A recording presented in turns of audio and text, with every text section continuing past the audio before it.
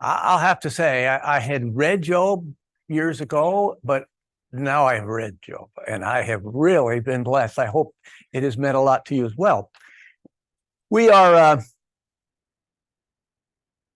last week, we began where God interrupts Elihu. We had been through the prologue, which is the events that went on in heaven, and the wager, so to speak, that was made.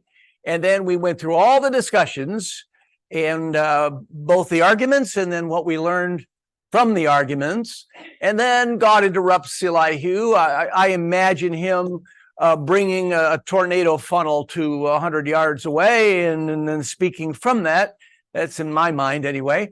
And God begins to speak, and he does 4 chapters worth of a speech or a discourse. We went through the first 2 last week. 38 was where God talks about his mastery of the physical universe as its creator, its sustainer, its care. He is the powerful God who brought everything into existence. He binds the Pleiades. He throws the stars into the sky, controls the weather. He's the one who put the seas back in their bottle. Yes. Oh, am I turned on? How's that? I'm sorry. I should know my way around mics by now. That's a little bit loud. You can pull me down? Okay. So anyway, he's talked to us about his mastery as creator. Where were you when I laid the foundations of the earth and all the sons of God sang for joy? Okay, where were you? When I cast the stars into the sky? How do you know about the laws of the heavens? Pretty strong. And what that basically says establishes God is great.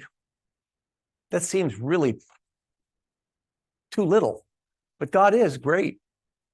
He's great. That's the first thing. Secondly, he takes a bunch of animals, about 12 of them, and he describes how he cares for the living universe.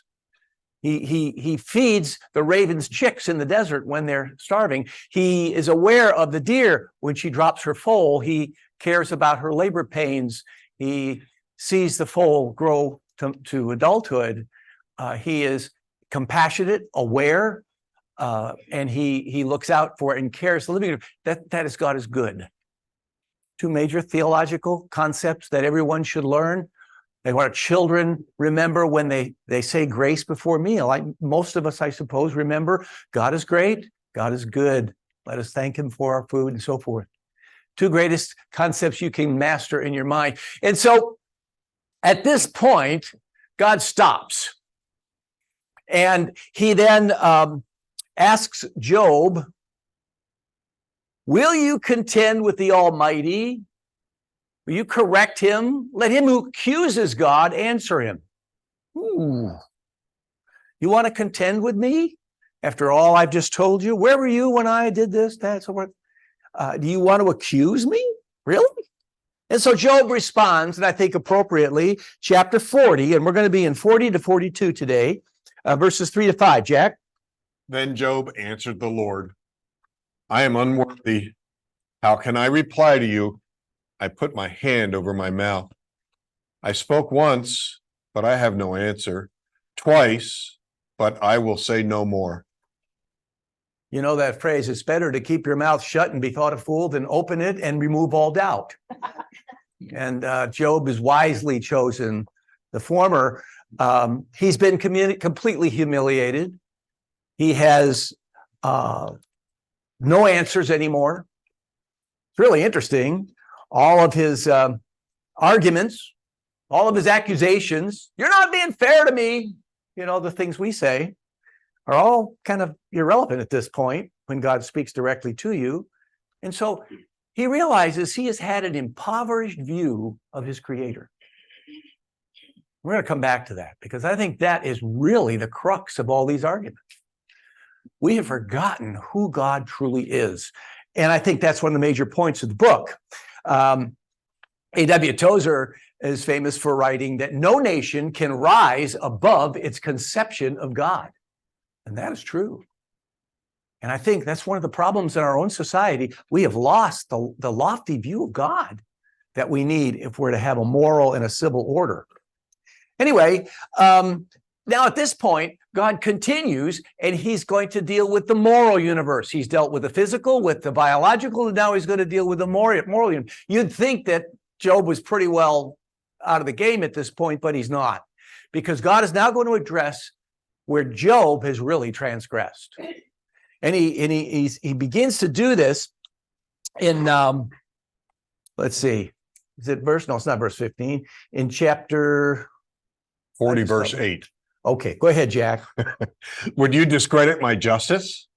Would you condemn me to justify yourself? Would you discredit my justice? How has he done that? Well, in chapter 27, verse 2, here we go. He says, as surely as God lives, who has denied me justice and made my life bitter. In 19, verse 6, Jack. Then know that God has wronged me and drawn his net around me. God has wronged me. He hasn't treated me fair. Now, let's be a little bit understanding. He is in the midst of agony. He's in pain. He has lost everything. He has lost his health. He's become, he says in his own words, skin and bones. And now he's got his so-called friends and the community are bearing down on him and accusing him for doing something he hadn't done. And even he feels that his safety is threatened. And so he lashes out. Don't we do the same thing? Lord, why are you letting this happen to me? You can't do this to me. I don't deserve this. We've all been there. And so that's what he is addressing at this point. And now what God says, beginning in verse 10, I think it is, 40 verse 10. I'm going to get these things straight here. You asked me for 40:11. I can read 10 and 11. Well, go ahead and read 10 and 11. Well, no, I don't want to do that. I'm going to back up a little bit. Will you discredit my justice? Would you condemn me to justify yourself? And then he says, do you have an arm like God's? Can your voice thunder like his? Then adorn yourself with glory and splendor. Clothe yourself in honor and majesty. Unleash the fury of your wrath at all who are proud and bring them low. Look at all who are proud and humble them. Crush the wicked where they stand. Bury them in all the dust together. Shroud their faces in the grave. And then, when you've done all that, Job, I myself will admit to you that your own right hand can save you. How's that for a put down? That's a pretty strong put down, isn't it? He says basically, when you got the power to punish the wicked and save the righteous, then I'll tell you, you can save yourself. He's telling him a couple things. First of all, you're not powerful enough to save yourself. But secondly, you need to be saved yourself. How are you going to save anybody else? How are you going to judge the righteous or the wicked if you yourself are wicked and need saving? So Job is basically at the point now where God is done dressing him down. And that's kind of where we left it at the end of last week. Beginning in verse 15, I think this takes on a softer tone. I think that God is not speaking directly to Job to dress him down like he did before, but he is starting to talk to him in a little bit different way. And I think he's speaking to more than Job, but he's speaking to you and me. And he's looking ahead at the world. So he introduces two creatures. One is called Behemoth, and that's just a transliteration of the Hebrew, and it just means large beast. And then Leviathan, which means twisting one. You get the idea of a dinosaur twisting in the ocean, or a sea serpent, that kind of a thing. And these are the largest, most powerful animals in the two environments on the world. There's the land and the sea. And they kind of represent two things. Land is the habitat of man and the animals that he's familiar with. It's the world we live in, the world we know, the world we understand a little bit anyway. The sea, on the other hand, especially to the ancients, is a strange and hostile place. Now, the Phoenicians were seafaring people, but especially the Semites and the Israelites, they were afraid of the sea. And so the sea is strange, it's hostile, it's the habitat of other creatures that are unknown and strange. Now, it doesn't happen to be necessary that Behemoth and Leviathan are not real animals. I think they are.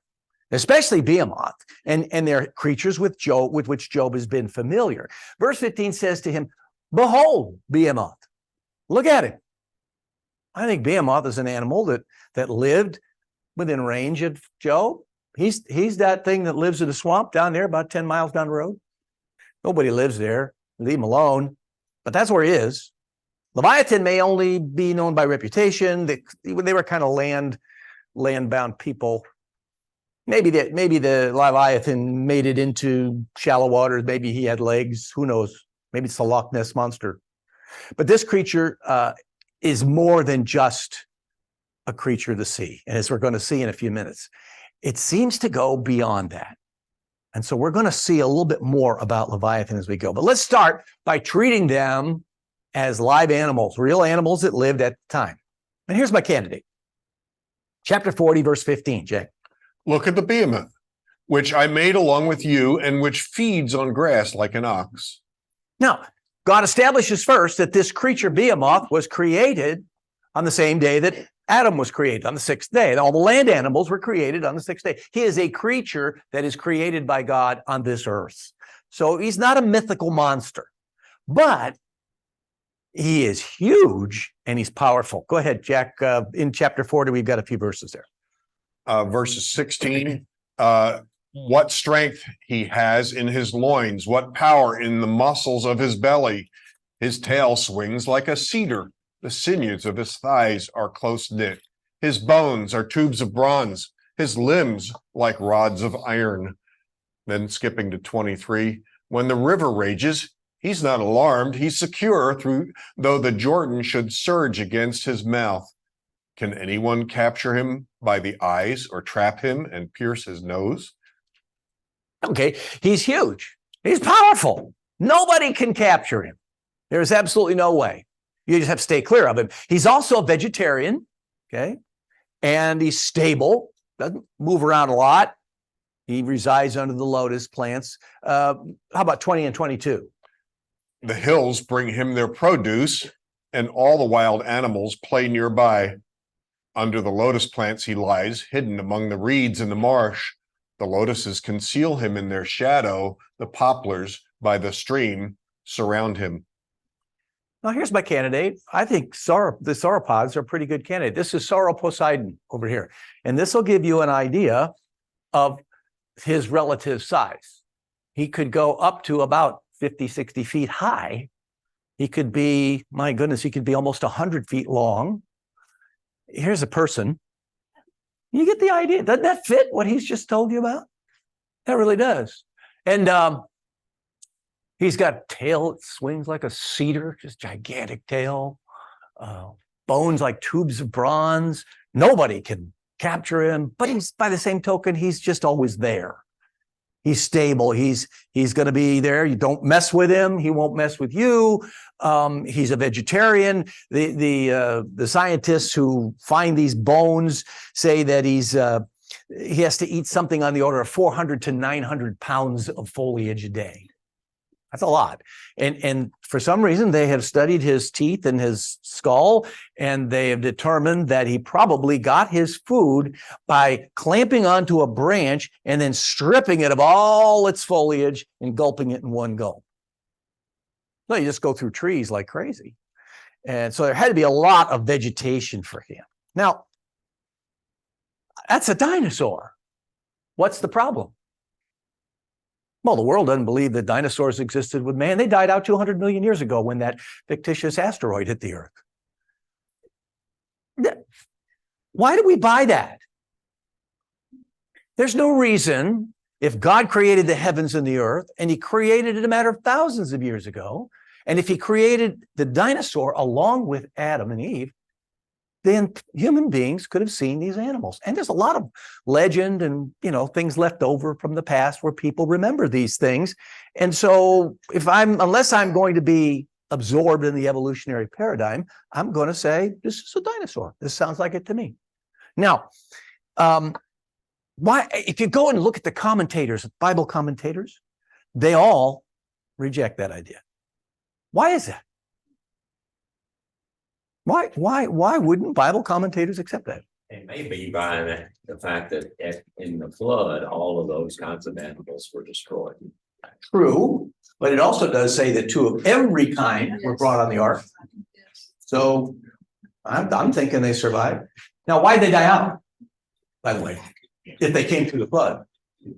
The change in the atmosphere, the change in the environment, and if they have to eat that much, there's probably, a lot of it was destroyed, there probably wasn't that much to eat. Yeah, if you're gonna eat 900 pounds of foliage a day, there better be a lot of trees, right? As a matter of fact, one scientist tells us that back in the days of the dinosaur, which I will say is before the flood, the main issue here is the flood. If there was a worldwide cataclysmic flood, then you don't need an asteroid and you don't need the billions of years because evolution is just a story. But if you need all that, what happens when the earth changes so radically?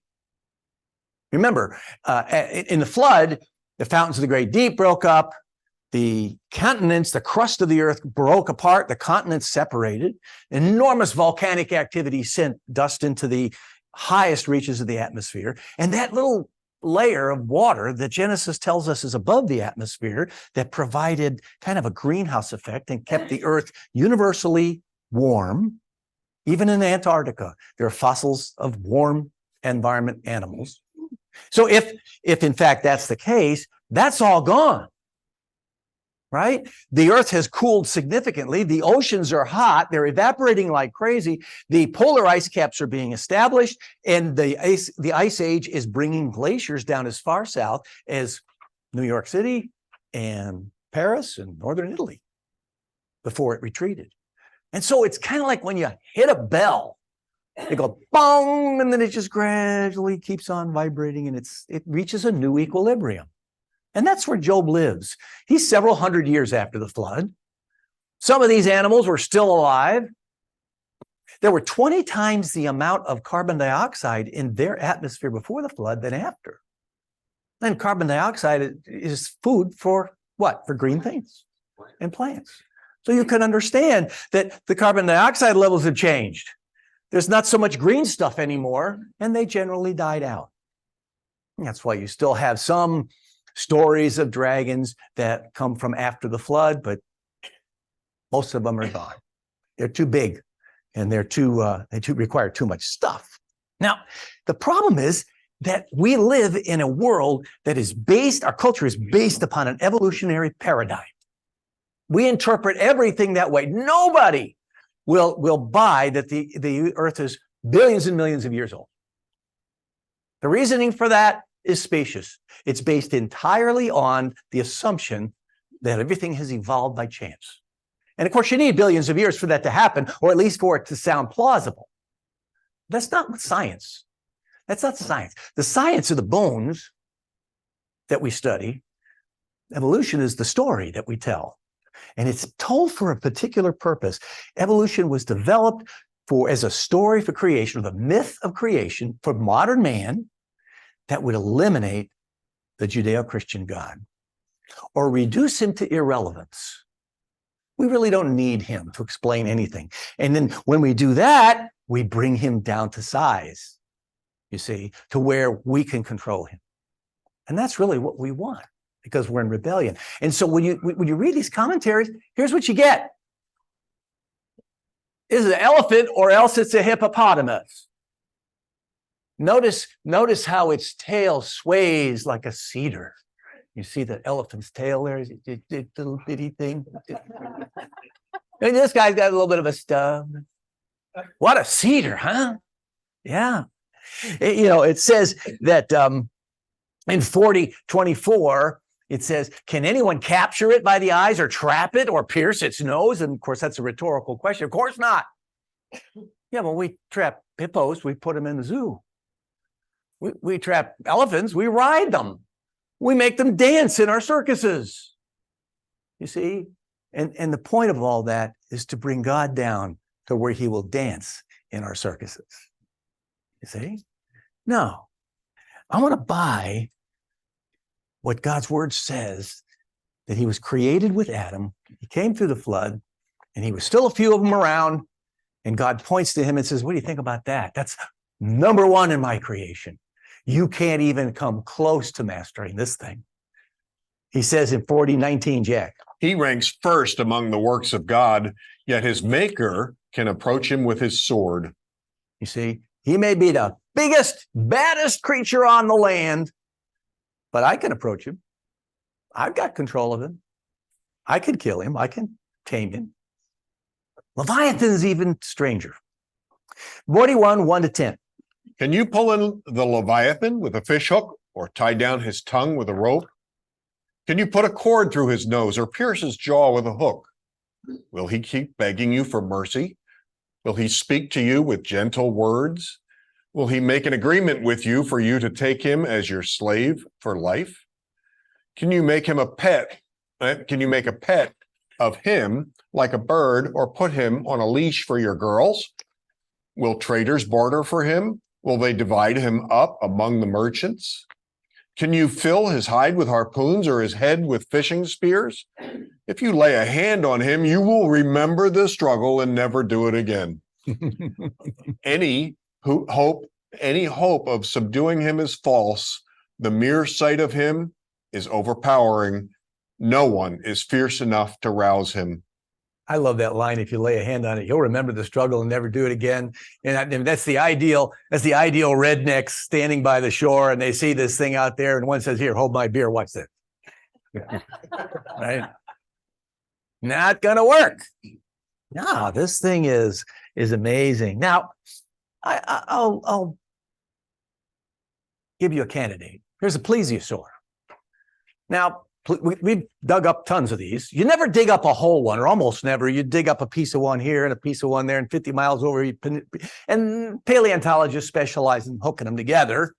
Sometimes they get it wrong. How many remember the Brontosaurus? Well, that was, they put the head of one dinosaur on the neck of a different one and made up a new one. And so that's been discredited. But by and large, they get it more or less right. And that's what one of the plesiosaurs looked like. There's lots of them. They grew to about 50 feet long and 100,000 pounds. And the largest would get as long as 80 feet. And they weren't necessarily the largest things in the earth, in the ocean. All we have is skeletal remains. You know, this is what it looks like when you find one of these things. In fact, there's a thing called the Triassic super predator, which is this gigantic animal. And they found some of his bones back in the 1820s, and they thought they were bones of the leg. And now it turns out on further analysis, 100 years later, it's bones of the neck, and this guy's huge. That's how this thing is, you know. We don't know everything there is to know about these creatures. For example, we have a little idea what their fleshy parts are like. You know, what's the shape of the flesh on top of the bones? We really don't know. And then God, he declares his sovereignty over this monster, 10 and 11. Who then is able to stand against me? Who has a claim against me that I must pay? Everything under heaven belongs to me. Now, so far, so good. So far, we've been, talking about two animals that are long extinct, but they're gigantic. That God has the mastery over them, he tells us. And so I understand. But now it gets a little dicey. Now let's take a look at 41. And I'm not going to try to read 12 through 34, but just sort of take you through it. You can tour through it yourself. Right after what Jack has just read, we just had 11 verses that tell us about this creature. And then he goes on to say, I will not fail to speak of Leviathan's limbs, and so on, so on, so forth. In verse 13, he's got a double coat of armor. Verse 15, 17, rows of shields on his back. 19 to 21, this is the great one. Its flames come from its mouth and its nose. He sneezes smoke and fire. And then 25, 29, perhaps some men have tried to kill one, but it says iron, bronze, arrows, spears, clubs, they're useless against this animal. Now, could this be an animal living in Job's day still, especially with the fire breathing? What do you think? Well, maybe. Here's what David Guzik has to say. Jack? This description of the Leviathan seems much more like what we would think of as a dragon. Curiously, the dragon motif is common across cultures and lands and may point to the actual existence of some creature of this type in prehistory. It may be to this common memory of this fire-breathing reptilian creature that God refers. So it could be. Maybe it's an animal. I mean, maybe stretching it. I've never seen, a big animal breathe fire, but there is a small one that does. And I love this guy. You have to bear with me. It's called bombardier beetle. Bombardier beetle has a very noxious way of passing gas. He has a nozzle in his back that he can he can point in different directions. And when the threat comes, he sets off a little explosion, which sprays out flaming gases and noxious fumes and hot air. And that scares his predator away. Isn't it fascinating? How does he do that? Well, here's how he does it. This is what you get when you have an engineer teaching the Bible. He's got two glands. One produces hydrogen peroxide, the other produces hydroquinone. You mix hydrogen peroxide, hydroquinone, you get boom, they explode. Okay? So he has to keep them apart, and he's got two reservoirs, two tanks. They're kept separate. And then he's got a combustion chamber. And he is able, when danger starts to threaten, to inject those two chemicals into the combustion chamber. The problem with that is if he did that, he goes boom, kills the poor beetle. So he also has another gland that produces an inhibitor, and he injects the inhibitor in there so that hydrogen peroxide, hydroquinone plus the inhibitor does not explode. And then as trouble gets closer and closer, and he takes aim, injects an anti-inhibitor. And when he does that, that enzyme goes in, boom. And that's what gives him the explosion. It comes out here like that. That's kind of cool when you think about it. Yeah. That is a species of beetle. It exists today. I mean, this is a modern person's finger. You just hold it down, and then the guy sprays him with that. Oh yeah, he just reloads the combustion chamber. Boom, does it again. Yeah. This is really high complex chemistry going on. Oh yeah. Oh yeah. Well, I'll tell you what's really fun. Catalysts and all. Oh yeah. How do you talk to an evolutionist and you say, I want you to explain to me how this gradually evolved. You get the glands making hydrogen peroxide, hydroquinone. Well, when you do both of them at the same time, they're going to blow you up. So you don't have anything to pass on to your progeny and be, through natural selection. So unless maybe you by chance you create two sacs, and so that keeps them apart, doesn't do you any good. Nothing can happen until you figure out how to mix them. Well, let's say then by chance, the chance mutation, you get the combustion chambers, and you're able to open the muscles that hold back the chemicals. Well, it blows the poor beetle up, and he's not going to be able to pass on his genes to the next generation and learn how to make a better beetle. And so every stage of the supposed evolution of this thing says it doesn't work, because you need every part of this thing to make him work. Is there still such a thing? Oh yeah. Have you seen? Have I seen them? I've seen photos, photos and videos. Yeah. Yep. They're all separate.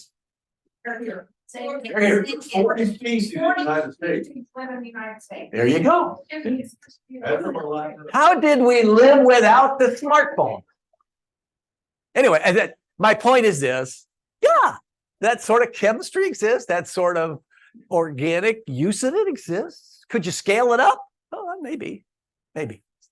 Okay. So maybe there is a fire-breathing dinosaur.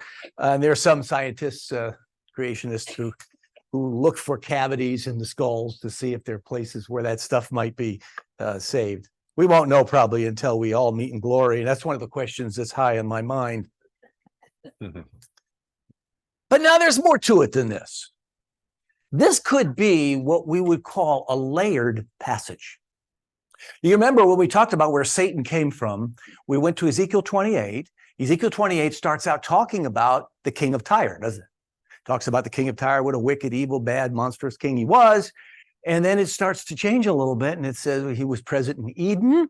He was the most beautiful of all creatures, bedecked with jewels, and he lived amongst the fiery stones of the throne of God, and he was the anointed cherub. And wait a minute, that's not the king of Tyre.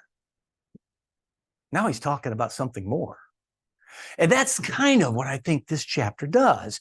From verses 1 to 11, you may be really talking about a real animal, okay? But then he begins to migrate a little bit, and he progresses to a spiritual or a symbolic figure in the form of a dragon, which has some really important meaning. He ends up at chapter 41, verse 34, Jack. He looks down on all that are haughty. He is king over all that are proud. Well, now it's interesting. He's king over all that are proud. Go back to where God was dressing Job down and telling him, can you work justice? Can you destroy the wicked? And he says there, 40, 11, and 12. Unleash the fury of your wrath. Look at every proud man and bring him low. Look at every proud man and humble him. Crush the wicked where they stand. I like the translation that says, look at all who are proud. Look at all who are proud and bend them low. Look at all who are proud and humble them.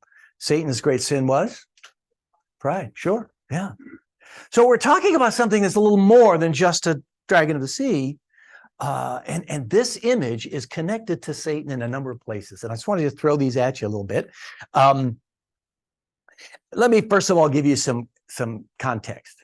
In the pre-flood world, remember that when God pronounced his curse, he began with Satan, the serpent, and he says to him that the enmity between you and the woman, between your seed and her seed, her seed will crush your head, and you will bruise his heel. Speaking of Jesus Christ. Yeah, of course, the Redeemer. So that was the first promise, that there would be a Redeemer. And he said, he will crush you, Satan. He will destroy you. Well, Satan's not going to be passive about all this. He's in rebellion, right? And so he spent the pre-flood years doing everything he could to contaminate the seed of the woman so that it would not bring forth a Redeemer. We saw that in Genesis 6, where fallen angels used human women to combine their genetic material with human genetic material, and they produced hybrid monsters, which were great men of old and ruled the world. It was a lot of evil came out of that. And their genes, as they reproduced, spread all through the world and polluted all of humanity. And Satan says, I gotcha. Anyone that comes out of the seed of the woman isn't going to be all seed of the woman. It's going to have a little bit of me in it. And yet there was one person, and it says Noah was perfect in his generations. He had none of that genetic material. And so God says, going to destroy it all, start over. And he kept Noah and his family, and he destroyed all of that. All of Satan's plan to pollute the human race, to mingle fallen angels with man and create chaos of all kinds, was ruined. And the flood then destroyed all of those creatures. And that dealt a blow to Satan and his plans. And that's what's celebrated in several verses in Scripture that mention Leviathan. Let's look at Psalm 74, 13 to 14. Yeah. It was you who split open the sea by your power. You broke the heads of the monster in the waters. It was you who crushed the heads of Leviathan and gave him his food to the creatures of the desert. Then look at sea monster, Leviathan. You can get what he's saying. And he's talking about how he was destroyed in the flood. Job 26, 12 and 13. By his power, he churned up the sea. By his wisdom, he cut Rahab to pieces.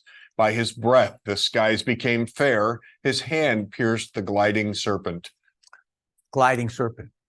Rahab. Now, wait a minute. Rahab. Who's Rahab? Not Rahab from Jericho. Okay. Rahab is sometimes symbolizing Egypt. That's right. It is a mythical figure that not only is in the Bible, it's in pagan literature. And Rahab is a monster of the sea, a dragon of the sea.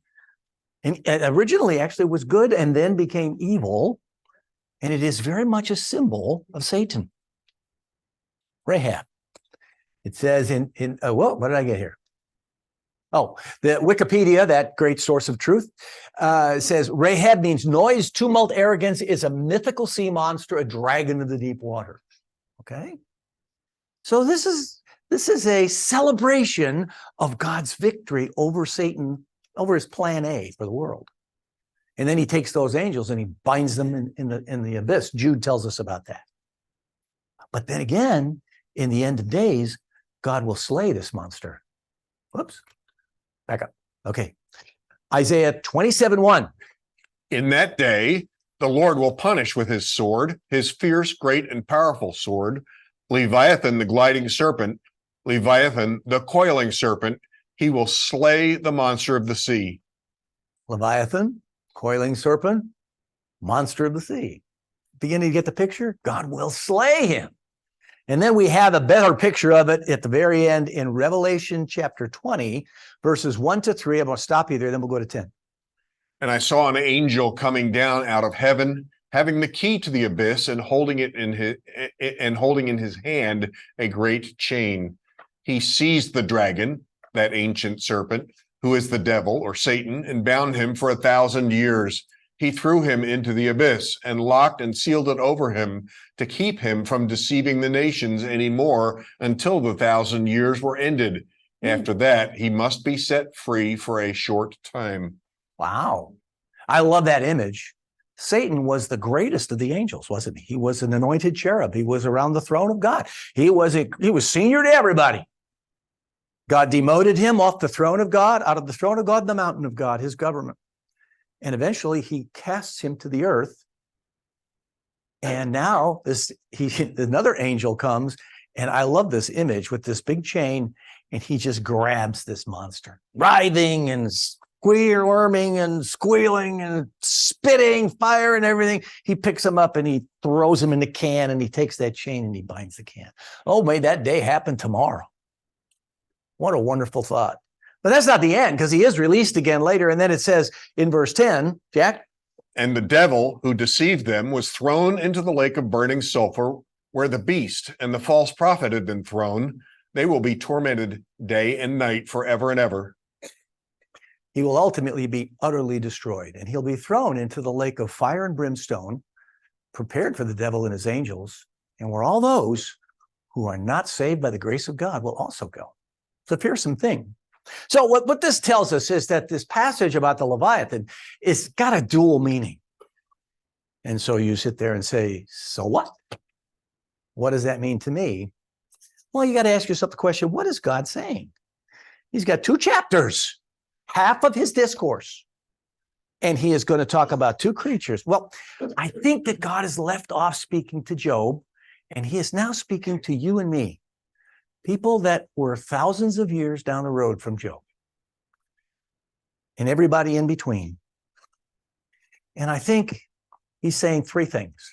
First of all, he is sovereign over all the living creatures on the land and sea.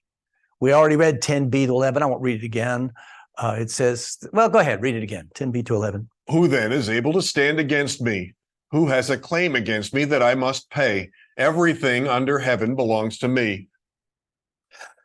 God is sovereign over all living creatures on the land and the sea. Okay, God is great. But he's already said that, hasn't he?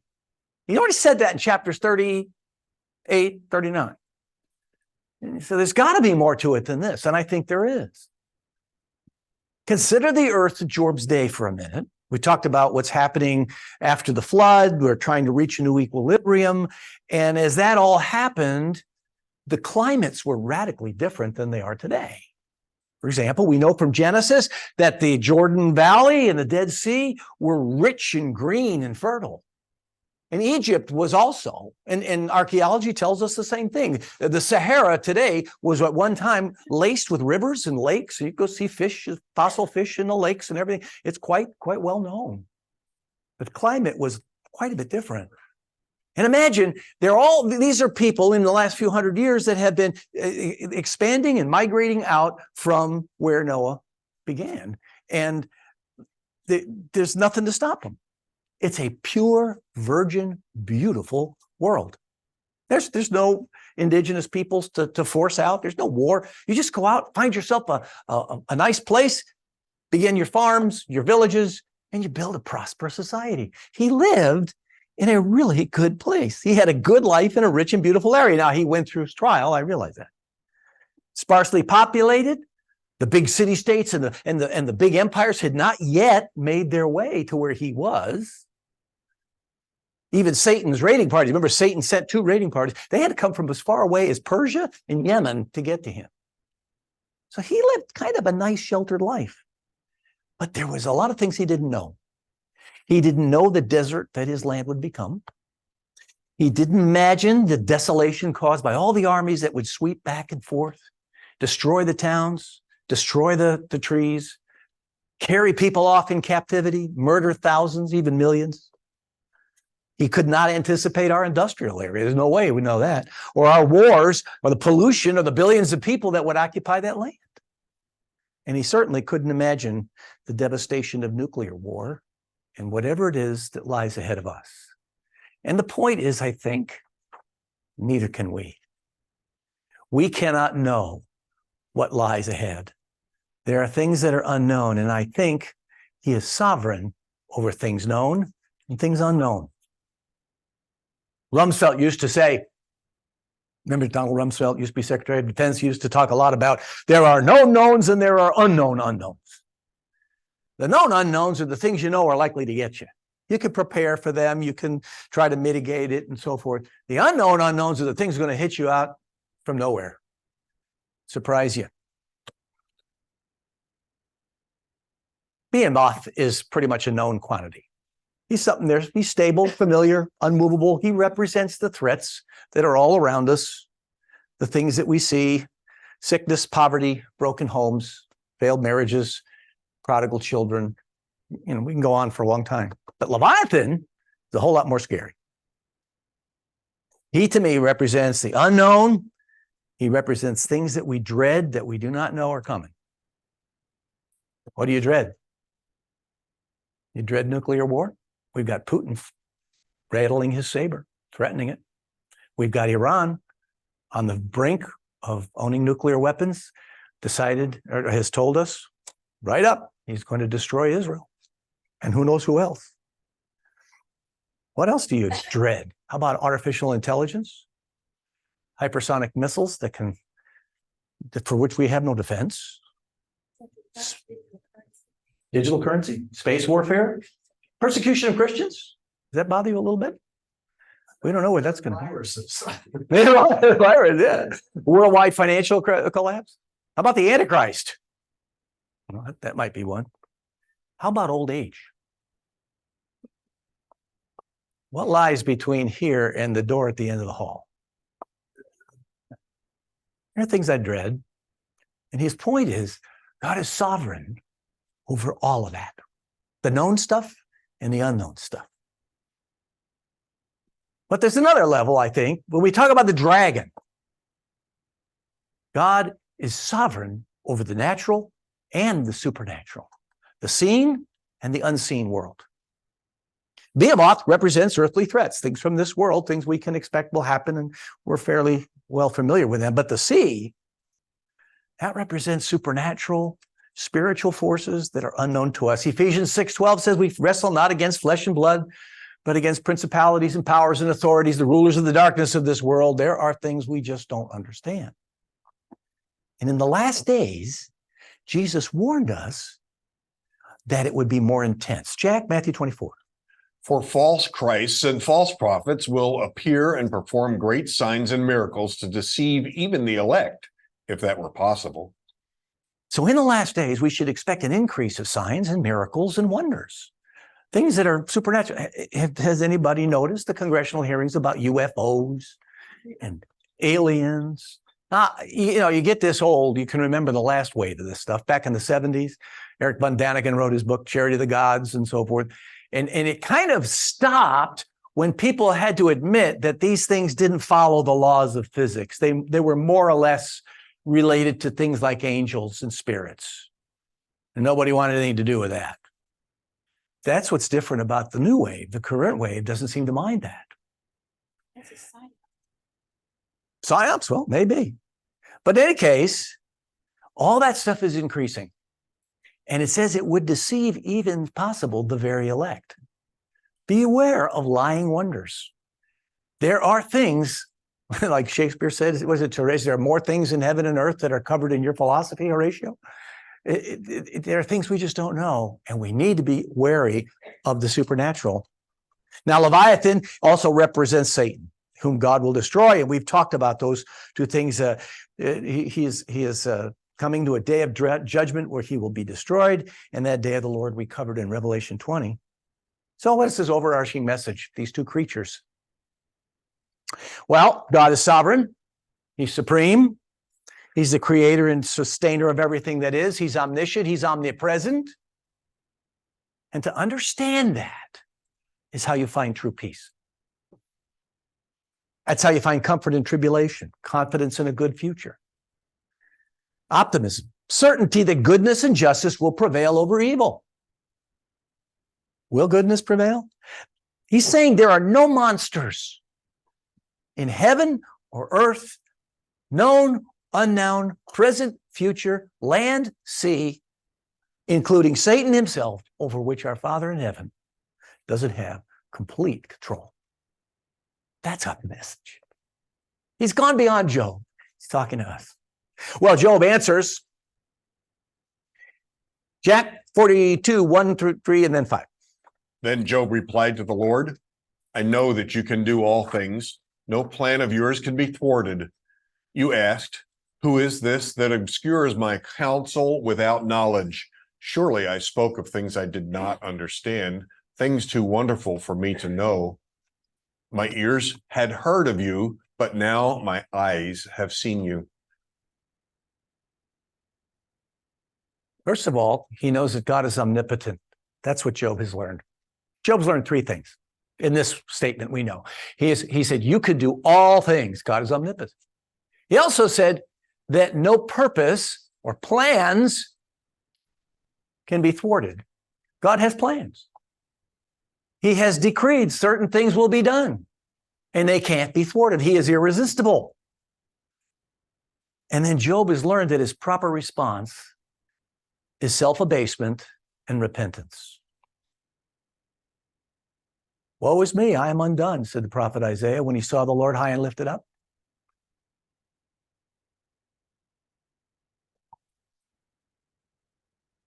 Well, chapter 42, we're not going to spend a lot of time on it at all. That's the epilogue.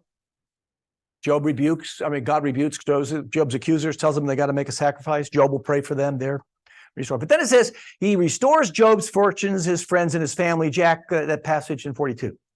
After Job had prayed for his friends, the Lord made him prosperous again and gave him twice as much as he had before. The Lord blessed the latter part of Job's life more than the first. He had 14,000 sheep, 6,000 camels, 1,000 yoke of oxen, and 1,000 donkeys. And he also had 7 sons and 3 daughters. Now, he got exactly twice of everything. He had 7,000 sheep. Now he's got 14,000. So God's blessed him abundantly.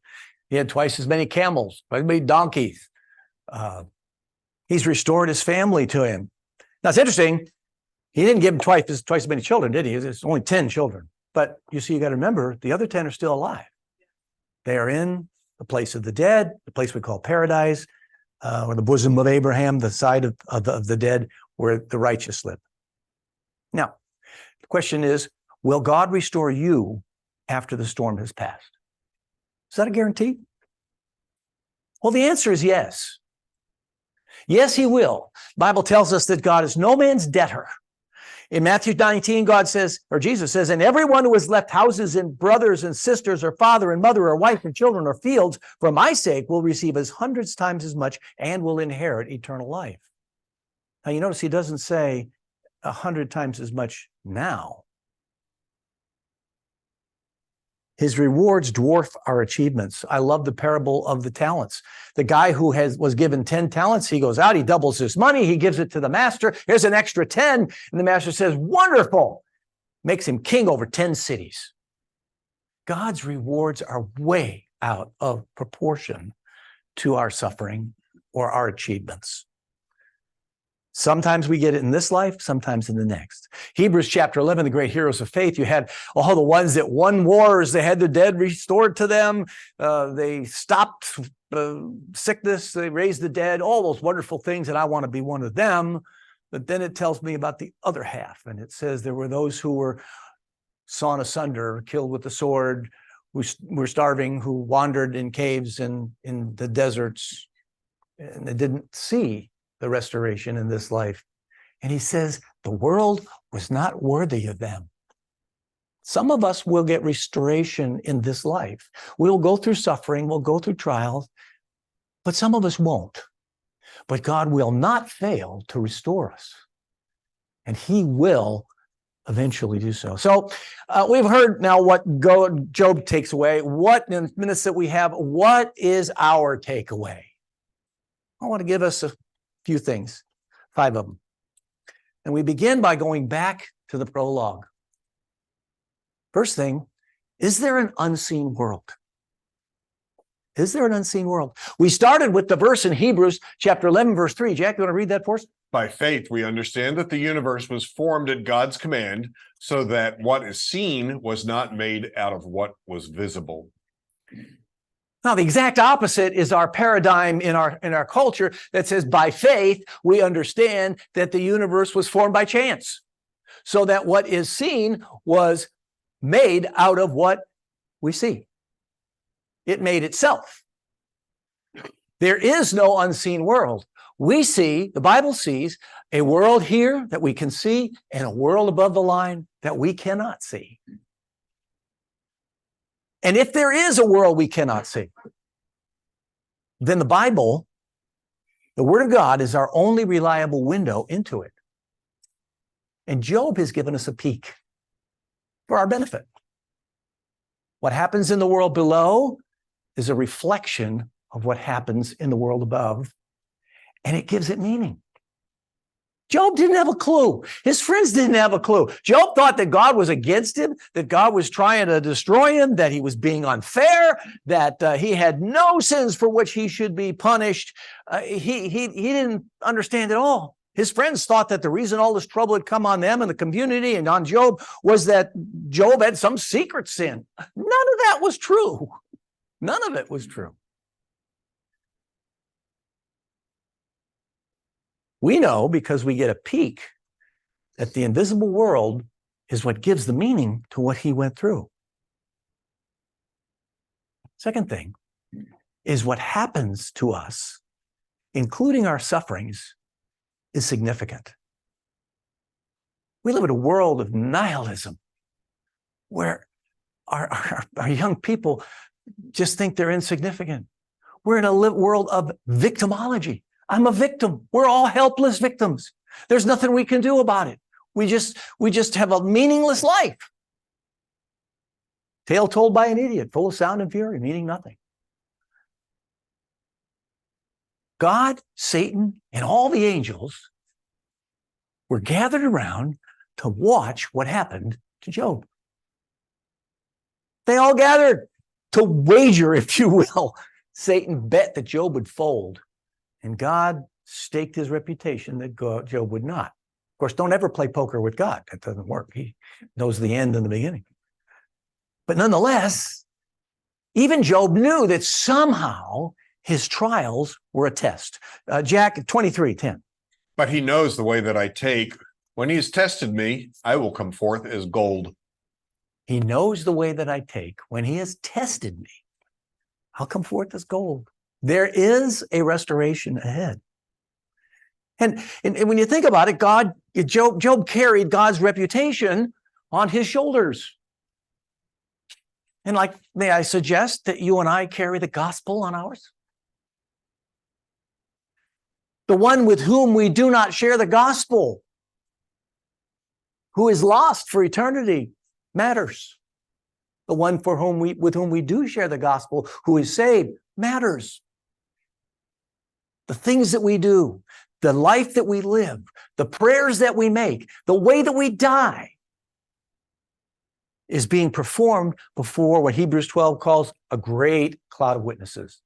It says, behold, when you consider such a great cloud of witnesses, then run the race with perseverance.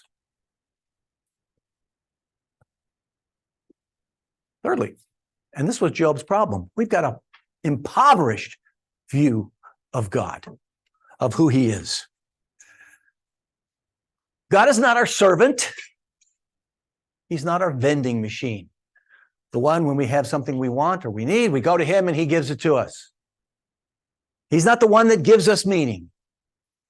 We don't worship him because he's going to straighten out our marriage, or because he's going to help our business, or because he's going to heal our sicknesses. Even if he does, that's not why we worship him.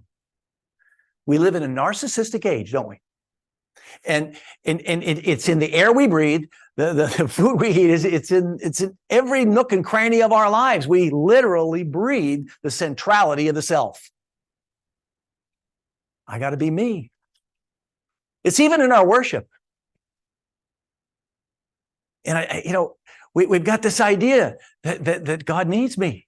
He didn't want heaven without me.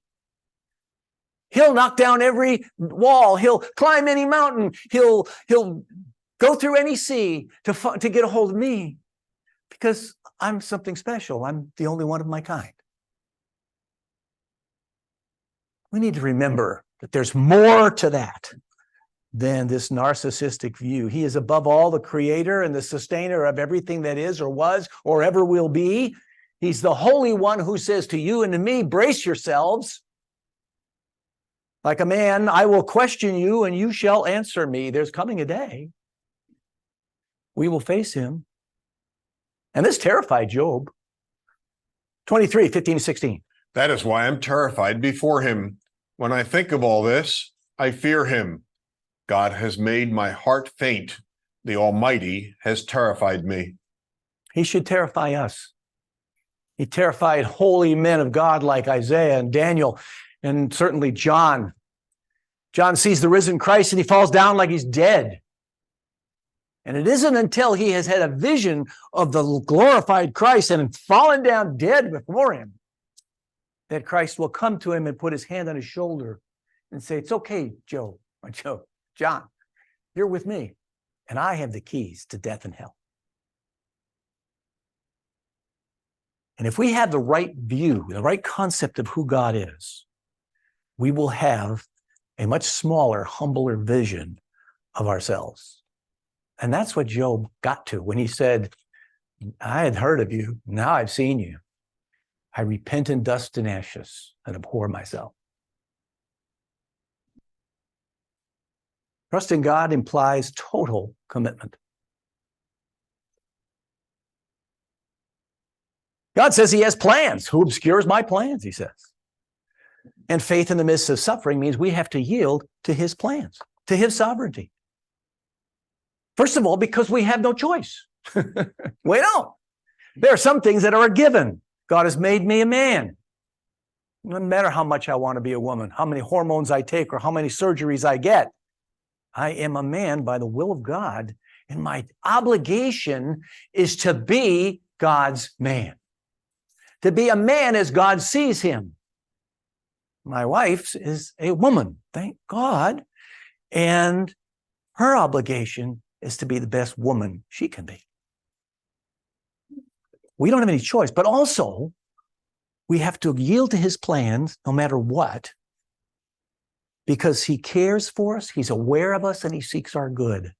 We see this. If he cares for the chicks of the raven in the desert who are starving, if he cares for the doe that drops her fawn in pain and sympathizes with her pain and cares for her fawn, don't you think if he knows the sparrow that falls, he knows you and me? And he will care for us? And we need to be committed to that totally. Chapter 13, verse 13a, Job says those famous words, though he slay me, yet will I trust him. You know, Job's been rocketing back and forth between accusing God about being unfair and then trusting God. And I think the Lord understands when we're in pain that we will lash out because of our ignorance. But he doesn't want us to lash out in unbelief.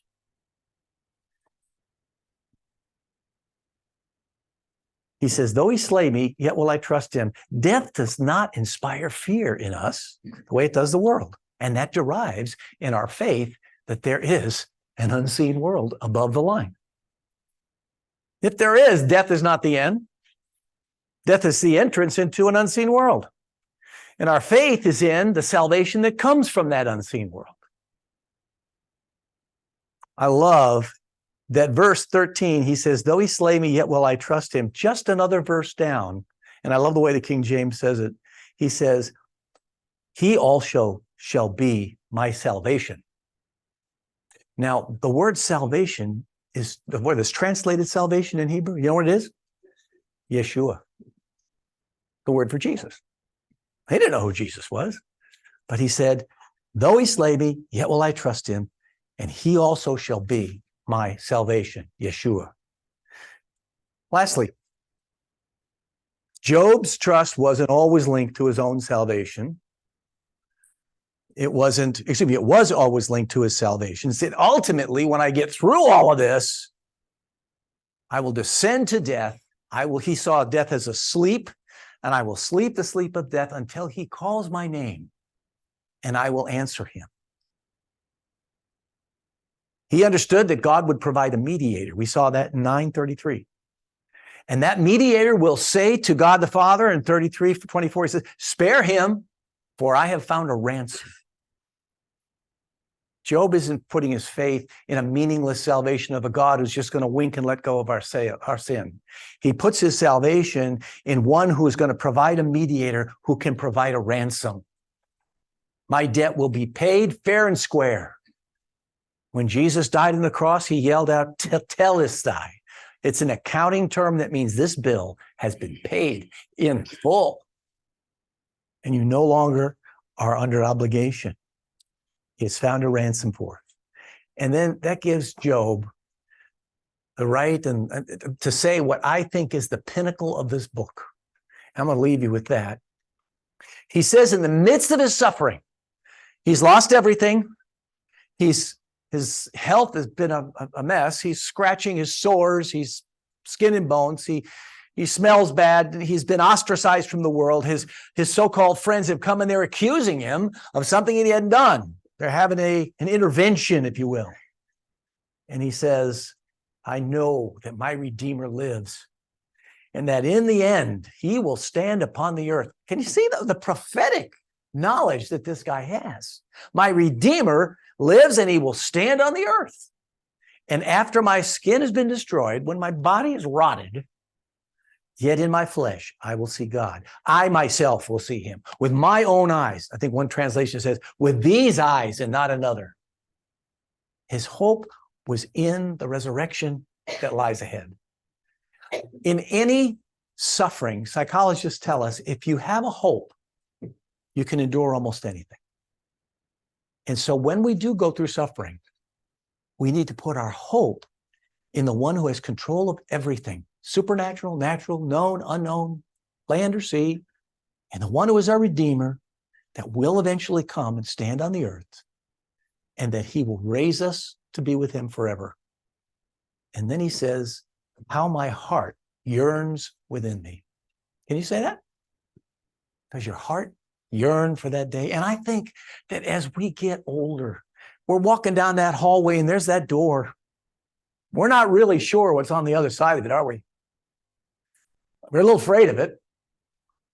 We believe that Jesus is on the other side. That's about the only thing I have confidence in. But as we get closer and closer, we're likely to suffer more. You get old, you get sick. Let's face it, by and large. Okay? And in our sickness, and as the pain increases, and as we suffer, go back to this promise and say, my heart yearns within me.